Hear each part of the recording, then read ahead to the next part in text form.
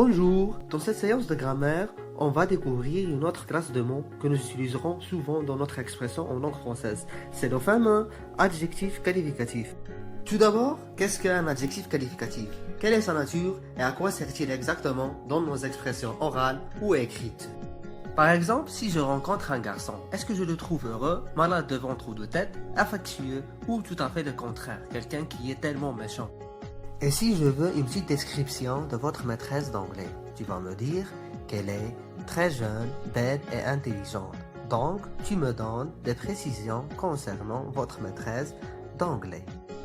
Ou, si je te dis que mon petit frère a vu un cauchemar d'un monstre poilu qui veut l'attraper, tu vas spontanément qualifier et caractériser notre monstre par des poils, parce qu'il est tout simplement un monstre poilu. Et si on fait un petit rappel des mots que nous avons vus, comme jeune, belle, poilu, malade, méchant, intelligente, vous constatez que ces mots vous aident à qualifier les types de garçons que j'ai cités, d'écrire notre maîtresse d'anglais et de préciser le genre du monstre que mon frère a vu.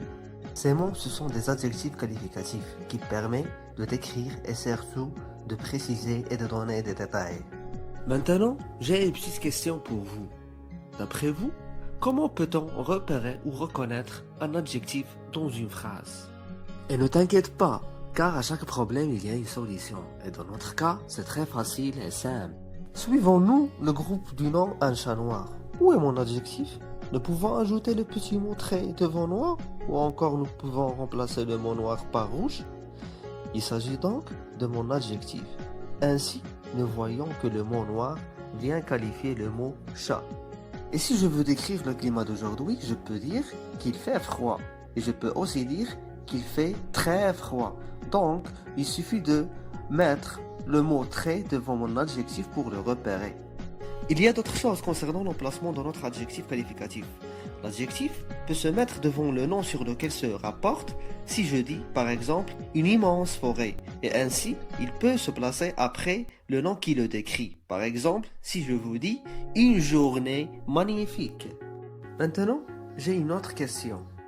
D'après toi, à quoi cela sert-il? Quel est l'intérêt de repérer notre adjectif et bien préciser son emplacement dans une phrase?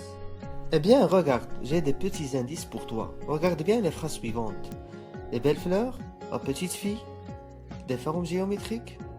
Oups, j'ai manqué un S en belle, un E en petite et un S en géométrique.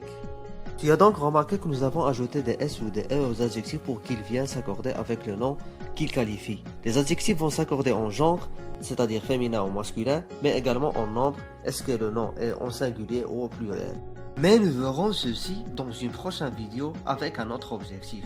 Alors, je vous dis à très bientôt et merci pour votre attention.